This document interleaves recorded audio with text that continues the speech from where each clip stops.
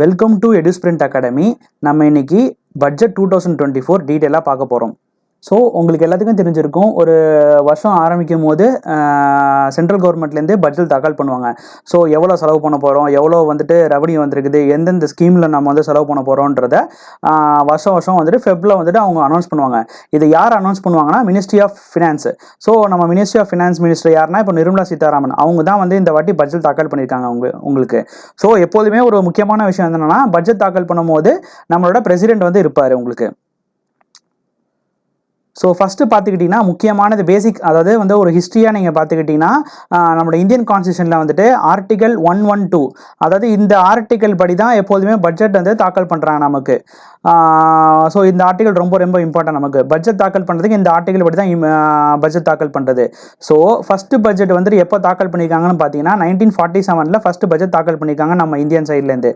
So இந்த வாட்டி நம்ம வந்துட்டு இந்த வாட்டி முக்கியமான டேர்ம் வந்து இந்த தான் இன்டரிம் பட்ஜெட். ஏன்னா அதாவது நமக்கு வந்துட்டு அவங்களுக்கு தெரிஞ்சிருக்கும், எலெக்ஷன்ஸ், அதாவது லோக்சபா எலெக்ஷன் வந்துட்டு 16th ஏப்ரல்லேருந்து ஆரம்பிக்குதுன்னு சொல்லியிருப்பாங்க. ஸோ ஒரு லோக்சபா எலெக்ஷன் வரும்போது அந்த இயர் போடுற பட்ஜெட் வந்து இன்ட்ரீம் பட்ஜெட்டாக தான் இருக்கும். ஏன்னா இந்த லோக்சபா எலெக்ஷனில் யார் வேணால் ஜெயிச்சு யார் வேணால் கவர்மெண்ட் ஃபார்ம் பண்ணலாம். ஸோ அந்த கவர்மெண்ட் ஃபார்ம் பண்ணும்போது அந்த கவர்மெண்ட் வந்துட்டு என்ன புது ஸ்கீம் அவங்க வச்சுருக்காங்க நமக்கு தெரியாது. ஸோ அவங்க வந்துட்டு ஒரு ஸ்கீம் கொண்டு வரதுக்கும் ஒரு பட்ஜெட் போடுறதுக்கும் அவங்களுக்கு வந்து அதிகாரம் இருக்குது. ஸோ இவங்களால எந்த டிசிஷனும் இந்த வருஷத்துக்கான எடுக்க முடியாது. ஸோ இவங்க வந்து எதுக்காண்டி இந்த இன்ட்ரி பட்ஜெட் போடுறாங்கன்னா, அப்போ பார்த்தீங்கன்னா இப்போ ஏப்ரல் மே, அதாவது மேக்கு அப்புறம் தான் உங்களுக்கு வந்துட்டு ஒரு புது கவர்மெண்ட் ஃபார்ம் ஆகும். ஸோ அது வரைக்கும் ஜான்லேருந்து மே வரைக்கும் என்னென்ன விஷயம் நடக்கணும், எவ்வளோ செலவு பண்ணணும், எந்த விஷயத்துக்கான செலவு பண்ணணுன்றத ஒரு சின்ன பட்ஜெட் மாதிரி போடுறதா இந்த இன்டரிம் பட்ஜெட். ஸோ இந்த வாட்டி நிர்மலா சீதாராமன் இந்த பட்ஜெட்டை தாக்கல் பண்ணியிருக்காங்க. ஸோ இதில் முக்கியமான டீட்டெயில்ஸ் நம்ம பார்த்தீங்கன்னா, இப்போது அதான் நம்ம இன்டரிம் பட்ஜெட் நம்ம பார்த்தோம். இது வந்து டெம்பரவரியான ஒரு பட்ஜெட்டு. ஸோ இது வந்துட்டு ஒரு ஃபுல் பட்ஜெட்னு சொல்ல முடியாது. ஒரு 4 மாதத்துக்கு என்ன செலவு பண்ண போகிறோம் அந்த ஒரு விஷயத்தை வந்துட்டு நோக்கி போகிறது தான் இந்த பட்ஜெட்டோட மெயின் தீம் உங்களுக்கு. ஸோ நெக்ஸ்ட்டு பார்த்தீங்கன்னா, இந்த பட்ஜெட்டில் முக்கியமாக இவங்க வந்துட்டு உறுதிமொழி எடுத்தது விகாசாட் பாரத் டெவலப்ட் நேஷன். அதாவது நம்ம நேஷன் வந்துட்டு டெவலப்டு நேஷன். இது உங்களுக்கே தெரிஞ்சிருக்கும், நம்ம வந்துட்டு ஒரு developing country, not a developed country. இப்போ யூஎஸ், அதாவது அமெரிக்கா, சைனா, இவங்கன்னா வந்துட்டு டெவலப்டு நேஷன் ஆகிட்டாங்க. நம்ம வந்து இன்னும் வந்துட்டு டெவலப்பிங் நேஷனாக தான் இருக்கும். ஸோ நம்ம இந்தியா வந்து டெவலப்டு நேஷனாக வந்து 2027 ஆயிடுவோன்றத ஃபினான்ஸ் மினிஸ்டர் இந்த பட்ஜெட் ஸ்பீச் அப்போது முக்கியமாக அழுத்தி சொன்னது. ஸோ இது மூலமாக நம்மளோட இன்ஃப்ராஸ்ட்ரக்சர், அப்போர்ச்சுனிட்டிஸ், நேச்சர், மாடர்ன், இது எல்லாமே டெவலப் பண்ணி 2047 நம்ம வந்து யூஎஸ், சைனா மாதிரி டெவலப்டு கண்ட்ரியாக மாறிடுவோம். ஸோ இதுதான் ரொம்ப இம்பார்ட்டண்டான விஷயம் இந்த தீமில், இந்த பட்ஜெட்டில். ஸோ நெக்ஸ்ட்டு பார்த்துக்கிட்டிங்கன்னா, இந்த பட்ஜெட்டில் முக்கியமான ஈவெண்ட்ஸ் நம்ம இப்போ பார்ப்போம். பிரதான் மந்திரி கரப் கல்யாண் யோஜனா, அதாவது இந்த ஸ்கீம் எதுக்குன்னா வந்துட்டு நம்ம ரேஷன் கடையில் வந்து நமக்கு வாங்கியிருப்போம், நம்ம அரிசி இதெல்லாம் வாங்குவோம்ல. ஸோ இது சென்ட்ரல் கவர்மெண்ட்டால் கொடுக்குற ஒரு ரேஷன் பொருட்களை வந்துட்டு இவங்க என்ன பண்ணியிருக்காங்கன்னா, இப்போ வந்துட்டு ஹாஸ் பீன் ப்ரொவைடட், அதாவது ஃப்ரீயாக ப்ரொவைட் பண்ணுறாங்க.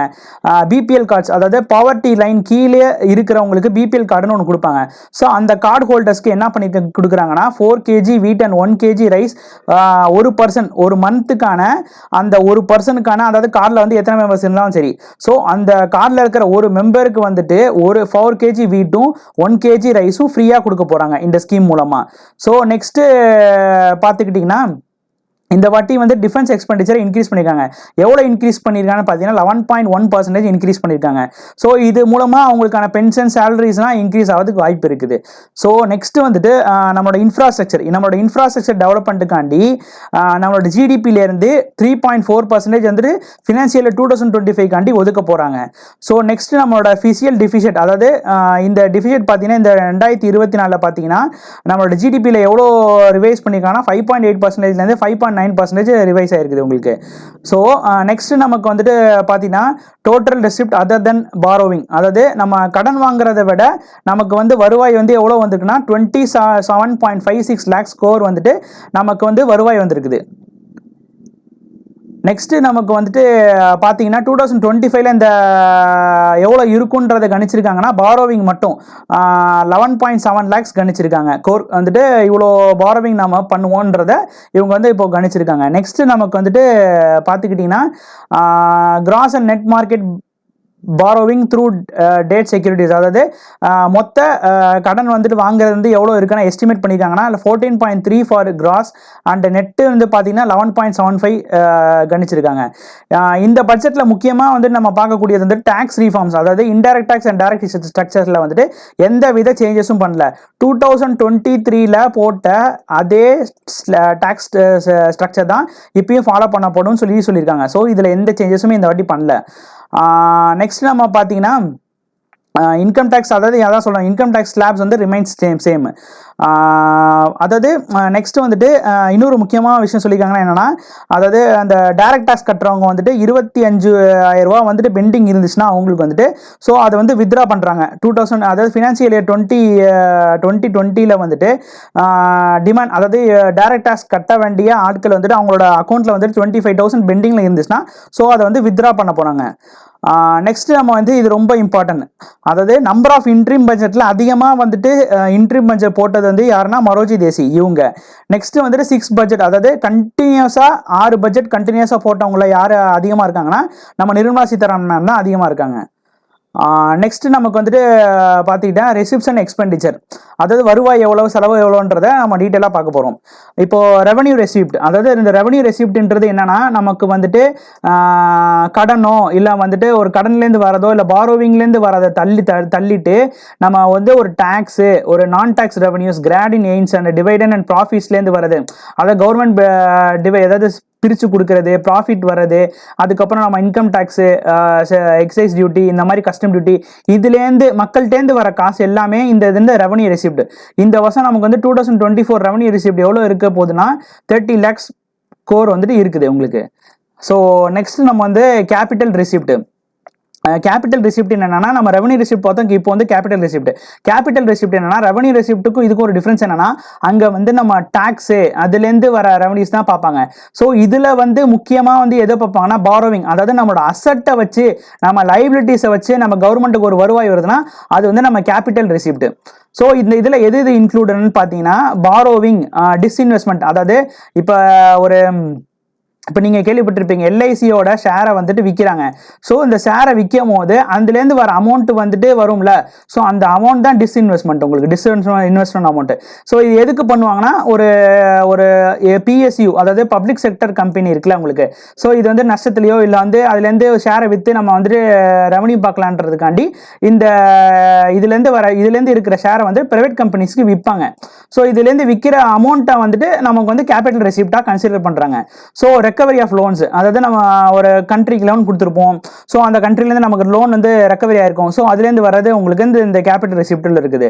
இந்த வாட்டி இந்த 2024 கேபிட்டல் ரெசிப்ட் பார்த்தீங்கன்னா 17.6 lakhs crores இருக்குது உங்களுக்கு.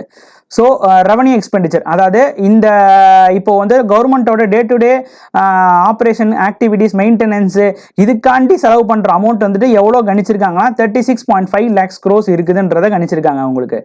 ஸோ நெக்ஸ்ட்டு நம்ம வந்துட்டு முக்கியமாக இந்த பட்ஜெட்னாலே அதாவது அமௌண்ட்டை வந்து எந்த இதுக்கு செலவு பண்ண போகிறாங்கன்றதை நம்ம மெயினாக வந்துட்டு பார்த்துக்கிட்டிங்கன்னா இந்த வாட்டி இன்ட்ரீம் பட்ஜெட்னால புதுசாக எந்த ஸ்கீமுக்கும் அவங்க வந்துட்டு எதுவும் இப்போ இன்வெஸ்ட் பண்ணல. ஆல்ரெடி போட்ட ஸ்கீமுக்கு வந்துட்டு இவ்வளோ காசை ஒதுக்கலான்றத இவங்க வந்துட்டு கணிச்சிருக்காங்க. ஸோ இப்போ அதில் ஃபஸ்ட்டு பார்த்தீங்கன்னா Mahatma Gandhi national rural employment guarantee scheme. இந்த ஸ்கீம் ஆக்சுவலாக வந்துட்டு 100 days ஸ்கீம் நம்ம கேள்விப்பட்டுருவோம்ல, அதை 100 நாள் வேலை திட்டம்னு சொல்லுவாங்கள்ல. ஸோ அந்த 100 நாள் வேலை திட்டத்துக்கு 2023 எவ்வளோ ஒதுக்கியிருக்காங்கன்னா 60,000 கோடி ஒதுக்கியிருக்காங்க. இதுவே 2024-25 இதுக்காண்டி வந்துட்டு 86,000 கோடி ஒதுக்க போகிறாங்க. ஸோ நெக்ஸ்ட் வந்துட்டு ஆயுஷ்மான் பாரத், இந்த இது வந்துட்டு நம்மளோட ஹெல்த் செக்டர் ஸ்டடி, அதாவது நம்மளோட இன்சூரன்ஸ்னா சொல்கிறோம்ல ஹெல்த், ஸோ அதை வந்துட்டு இந்த ஸ்கீம் மூலமாக தான் வந்துட்டு நிறைவு பண்ணுறாங்க. ஸோ இந்த 2023-24 வந்துட்டு எவ்வளோ ஒதுக்கிருக்காங்கன்னா 7,200 crores. நெக்ஸ்ட் இயர் இந்த இயர் வந்து எவ்வளோ ஒதுக்க போகிறாங்கன்னா 7,500 crores. So next product link initiative schemes, இந்த இது என்னன்னா நம்மளோட மேக்கிங் இந்தியா திட்டம் இருக்குல்ல உங்களுக்கு. ஸோ செமிகண்டக்டர் மேனுஃபேக்சர் பண்ணணும், மொபைல் மேனுஃபேக்சர் பண்ணணும், அதுக்கான பார்ட்ஸை மேனுஃபேக்சர் பண்ணணுன்றதுக்காண்டி இந்த ஸ்கீம் உருவாக்கியிருக்காங்க.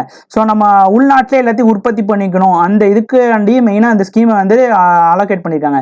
ஸோ இந்த ஸ்கீமுக்காண்டி இந்த வருஷம் எவ்வளோ ஒதுக்க போகிறாங்கன்னா 6200 crores உங்களுக்கு.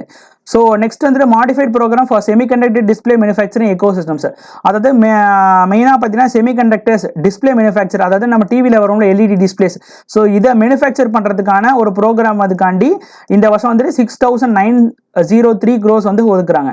ஸோ சோலார் பேனல் கிரிட், அதாவது இந்த பட்ஜெட்டில் தான் முக்கியமாக என்ன சொல்லியிருப்பாங்கன்னா 300 யூனிட்டுக்கு வரைக்கும் நீங்கள் சோலார் பேனலில் வந்துட்டு போட்டிங்கன்னா உங்கள் வீட்டில் இது வந்து ஃப்ரீயாக தராங்க அப்படின்ற மாதிரி சொல்லியிருப்பாங்க. ஸோ அதுக்காண்டி எவ்வளோ ஒதுக்கியிருக்காங்கன்னா 8500 crores ஒதுக்கியிருக்காங்க. So national green hydrogen mission, அதாவது நம்ம இப்போ பெட்ரோல்ஸு அதுக்கு அடுத்தது இப்போ இவி போயிட்டு இருக்கு. ஸோ இவிக்கு அடுத்ததுபடியாக வந்து பெட்ரோலுக்கு ஆல்டர்னேட்டிவாக இருக்கிறது வந்துட்டு ஹைட்ரஜன் ப்ரொடக்ஷன் தான். ஸோ இந்த ஹைட்ரஜனை வந்து ப்ரொடியூஸ் பண்ணுறதுக்காண்டி இவங்க வந்துட்டு 600 crores ஒதுக்கியிருக்காங்க இந்த வருஷத்துக்கான. நெக்ஸ்ட் வந்துட்டு allocation for specific ministries. So எப்போதுமே எல்லா பட்ஜெட்லையுமே இந்தந்த மினிஸ்ட்ரிக்கு இவ்வளோ லேக்ஸ் க்ரோஸ் வந்து ஒதுக்குறோன்ற மாதிரி சொல்லுவாங்க. ஸோ இந்த வாட்டி இது ரொம்ப, அதாவது எஸ்எஸ்சியில் இது ரொம்ப இம்பார்ட்டண்டான ஒரு விஷயம். ஸோ இதுலேருந்து எந்த மினிஸ்ட்ரிக்கு வேணால் எவ்வளோ ஒதுக்கியிருக்காங்கன்றதை கேட்குவாங்க உங்களுக்கு அடிக்கடி. ஸோ இப்போ பார்த்துக்கிட்டிங்கன்னா மினிஸ்ட்ரி ஆஃப் டிஃபென்ஸில் வந்துட்டு 6.2 lakhs crores ஒதுக்கியிருக்காங்க. Next ministry of road and transport, அதாவது நம்ம நேஷனல் ஹைவே டிபார்ட்மெண்ட் இருக்குல்ல, உங்களுக்கு ரோட் போடுறது அந்த மாதிரி இதை மெயின்டைன் பண்ணுறதுக்காண்டி 2.78 crores ஒதுக்கியிருக்காங்க, lakhs crores ஒதுக்கியிருக்காங்க. ஸோ மினிஸ்ட்ரி ஆஃப் ரயில்வேஸ்க்காண்டி 2.55 crores வந்துட்டு lakhs crores ஒதுக்கியிருக்காங்க. நெக்ஸ்ட் நமக்கு வந்துட்டு கன்சியூமர் அஃபேர்ஸ் ஃபுட், அதாவது நம்மளோட அன்றான பொருட்களுக்காண்டி எவ்வளோ ஒதுக்கியிருக்காங்கன்னா 2.13 lakhs crores ஒதுக்கியிருக்காங்க.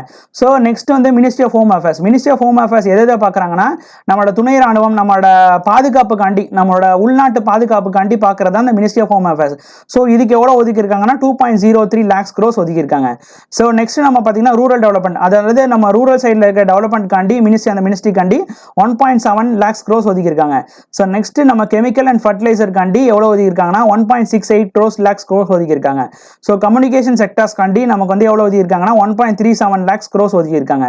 So next agriculture and farmers வெல்ஃபேர்காண்டி 1.27 lakhs crores ஒதுக்கியிருக்காங்க. ஸோ இதில் இன்னொரு எல்லாமே வந்துட்டு இதில் வந்துட்டு இந்த மினிஸ்ட்ரி கொடுத்து இந்த அலோகேஷன் எவ்வளோ ஒர்க்குன்னு கேட்பாங்க. நெக்ஸ்ட் இதில் பார்த்துக்கிட்டிங்கன்னா அதிகமாக மினிஸ்ட்ரியில் ஒதுக்கிறதுக்கு பார்த்தீங்கன்னா டிஃபென்ஸ். ஸோ நம்ம முன்னாடியே பார்த்துருப்போம், நம்ம டிஃபென்ஸுக்காண்டி தான் நிறைய இந்த டைம் ஒதுக்க போகிறாங்கன்றது. ஸோ இந்த இதில் அதான் காமிக்குது உங்களுக்கு, டிஃபென்ஸ்காண்டி 6.2 lakhs crores வந்து ஒதுக்க போகிறாங்க. ஸோ இந்த பட்ஜெட்டில் மெயினாக அந்த ஃபோக்கஸிங் ஏரியான்னு பார்த்துக்கிட்டிங்கன்னா கரப் கல்யாண், அதாவது நம்மளோட ஃபுட்டு, நம்மளோட பவர்ட்டி லைனை இம்ப்ரூவ் பண்ணுறதுக்காண்டி, அப்புறம் பிஎம் சவநிதின்றது என்னென்னா வந்துட்டு இந்த ஸ்ட்ரீட் வெண்டாஸுக்கான லோன் கொடுக்குறது. ஸோ இதை வந்துட்டு இப்போது என்ன பண்ணிக்காம போகிறாங்கன்னா 78 lakhs ஸ்ட்ரீட் வெண்டாஸுக்கு இது வரைக்கும் லோன் கொடுத்துருக்காங்க. அதுக்கப்புறமேட்டு 25 crore people moved out of multi-dimensional பாவர்ட்டியை வந்துட்டு பாவர்ட்டி லைன்லேருந்து 25 கோடி பீப்புளை வந்துட்டு மூவ் பண்ணியிருக்காங்க. இது வரைக்கும் அந்த லைனை தாண்டி இவங்க வந்து கொண்டு வந்திருக்காங்க. ஸோ எம்பவரிங் த யூத், அதாவது இது வரைக்கும் வந்துட்டு 1.4 crore யூத்தை வந்துட்டு ஸ்கில் இந்தியா மிஷின் கீழே வந்து ட்ரெயின் பண்ணியிருக்காங்க. நெக்ஸ்ட் வந்துட்டு பிஎம்சிரி, இது வந்து ஸ்கூல் ஸ்கீம். இந்த பட்ஜெட்டில் வந்துட்டு எவ்வளோ ஒதுக்கியிருக்காங்கன்னா 4000 கோடி வந்து இது ஒதுக்கியிருக்காங்க. நெக்ஸ்ட் வந்துட்டு welfare of farmers. So welfare of ஃபார்மர்ஸ்காண்டி என்ன பண்ணியிருக்காங்கன்னா பிஎம் கிசான் சம்மன் நிதி, இது வந்து கம்மன் யோஜனானா இது வந்துட்டு ஃபார்மர்ஸ்க்கு வந்துட்டு ஒரு மந்த்லி இன்ஸ்டால்மெண்ட்டில் ஒரு சர்டன் அமௌண்ட் கொடுத்துட்டே இருப்பாங்க. ஸோ இதுக்காண்டி எவ்வளோ ஒதுக்குறாங்கன்னா 11.8 crores ஒதுக்க போகிறாங்க. ஸோ நெக்ஸ்ட் நமக்கு வந்து கிராப் இன்சூரன்ஸு. இந்த கிராப் இன்சூரன்ஸுக்கு பார்த்துக்கிட்டிங்கன்னா ஃபாசல் பீமா யோஜனா, இந்த கிராப் இன்சூரன்ஸ் ஸ்கீம்ஸ் எதுனா, இப்போ மழை பெய்யும் போது ஒரு கிராப் வந்துட்டு வீணாக போயிடும். ஸோ அப்போ அந்த இன்சூரன்ஸ் மூலமாக இந்த கிராப்புக்கான ஒரு அமௌண்ட்டை வந்துட்டு அந்த ஃபார்மர்ஸ் கொடுப்பாங்க.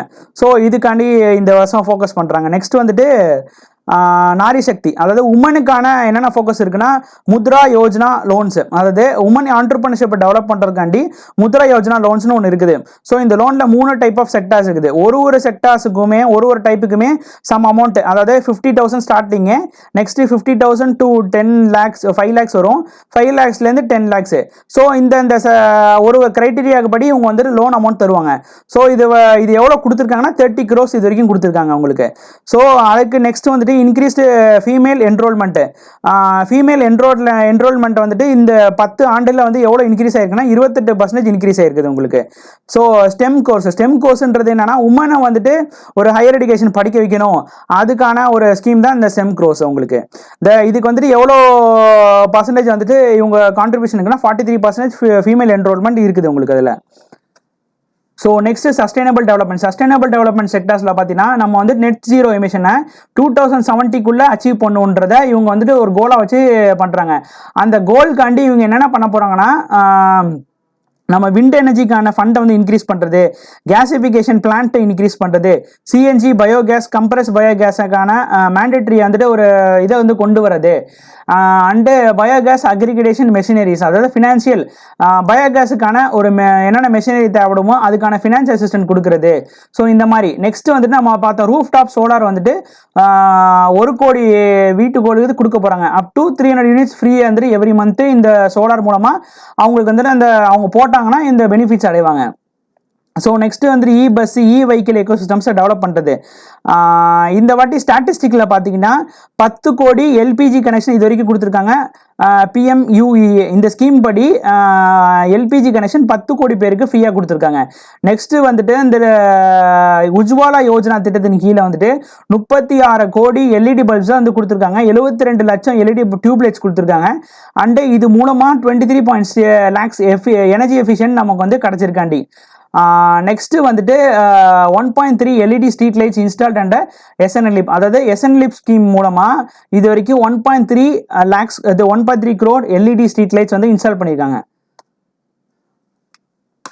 நெக்ஸ்ட்டு பார்த்தீங்கன்னா இன்ஃப்ராஸ்ட்ரக்சர் இன்வெஸ்ட்மெண்ட்டில் பார்த்துக்கிட்டிங்கன்னா இந்த வாட்டி மெயின் ரயில்வே காரிடார்ஸை வந்து இம்ப்ரூவ் பண்ணுறதுக்கு, அதாவது PM காட்டி சக்தி மூலமாக நம்மளோட புது டெக்னாலஜி உருவாக்குறதா இதோட காட்டி சக்தியோட மெயின் தீமு.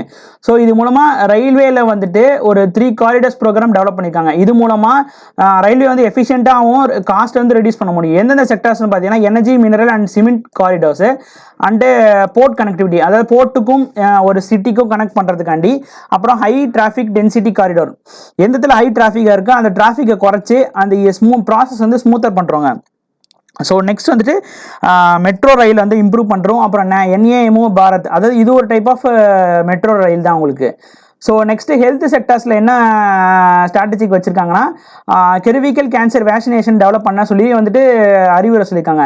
யாருக்குன்னா ஃபார் கேர்ள்ஸ் 9 to 14 years இந்த கேர்ள் ஏஜுக்குள்ள லிமிட்டுக்குள்ளே தான் கெர்விக்கல் கேன்சரை டெவலப் பண்ண போகிறாங்க அவங்களுக்கு. ஸோ கெர்விக்கல் கேன்சருக்கான வேக்சினேஷனை வந்துட்டு இந்த கேர்ள்காண்டி, இந்த வயசு உள்ள கேர்ள்ஸ்காண்டி டெவலப் பண்ணுன்ற மாதிரி ஒரு டார்கெட் ஃபிக்ஸ் பண்ணியிருக்காங்க. ஸோ நெக்ஸ்ட் நம்ம பார்த்தீங்கன்னா அங்கன்வாடிஸ், அதாவது அங்கன்வாடி ஸ்கூலில் நமக்கு வந்து சாப்பாடு போடுவாங்கல்ல, நியூட்ரிஷனாக சாப்பாடு கொடுக்கணும், அதுக்கான ஒரு இது சஸ்டைனபிள் டெவலப்மெண்ட் பார்த்துட்டு இருக்காங்க. ஸோ நெக்ஸ்ட் நமக்கு பார்த்தீங்கன்னா health cover and Ayushman Bharat scheme extend all, அதாவது இந்த ஆஷா அங்கன்வாடி ஒர்க்கர்ஸ் ஹெல்பர்ஸுக்கும் இந்த ஆயுஷ்மான் பாரத் ஸ்கீமை வந்துட்டு எக்ஸ்டெண்ட் பண்ணி அவங்களுக்கும் ஒரு பெனிஃபிட் ஆகிற மாதிரி கொடுத்துருக்காங்க. ஸோ நெக்ஸ்ட் பார்த்தீங்கன்னா ஹவுசிங்கில் வந்துட்டு முக்கியமான ஸ்கீம் பார்த்தீங்கன்னா பிரதான் மந்திரி ஆவாஸ் யோஜனா. இந்த ஸ்கீம் படி வந்துட்டு ஃப்ரீயாக வந்து ஹவுஸ் கட்டி தரதான் இந்த ஸ்கீமோட மெயின் நோக்கம். ஸோ இது என்ன பண்ணிக்காங்கன்னா 3 கோடி வீடு கட்டி தரணும் அப்படின்ற மாதிரி நெக்ஸ்ட் 5 yearsல 3 கோடி வீடு கட்டி தரணும். இந்த வீடு கட்டி தரது பதிலாக கட்டத்தை தரனால ஸோ ஒருத்தர் புவர் வந்துட்டு ஒரு புவரோ மிடில் கிளாஸோ வந்துட்டு அவங்க வந்துட்டு ஒரு நல்ல ஒரு வாழ்க்கையை வாடுறதுக்கான ஒரு இதை வந்துட்டு மெயினாக இந்த தீமாக வந்து ஸ்ட்ராட்டஜிக்காக வச்சுருக்காங்க. ஸோ இந்த இதில் இந்த பிரதான் மந்திரி ஆவாஸ் யோஜனா இந்த இதில் பார்த்தீங்கன்னா 2023 எவ்வளோ ஒதுக்கியிருக்காங்கன்னா 79,590. இந்த வாட்டி எவ்வளோ ஒதுக்க போகிறாங்கன்னா 80,671 ஒதுக்க போகிறாங்க உங்களுக்கு.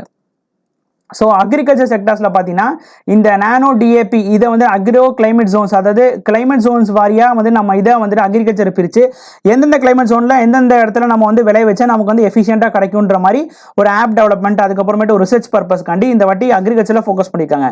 ஸோ இந்த ப்ளூ ரெவல்யூஷனில் எவ்வளோ இன்வெஸ்ட் பண்ணியிருக்காங்கன்னா எவ்வளோ ரூபீஸ் க்ரோஸ் வந்துட்டு 2352 crores வந்து இந்த வருஷம் ஒதுக்க போகிறாங்க.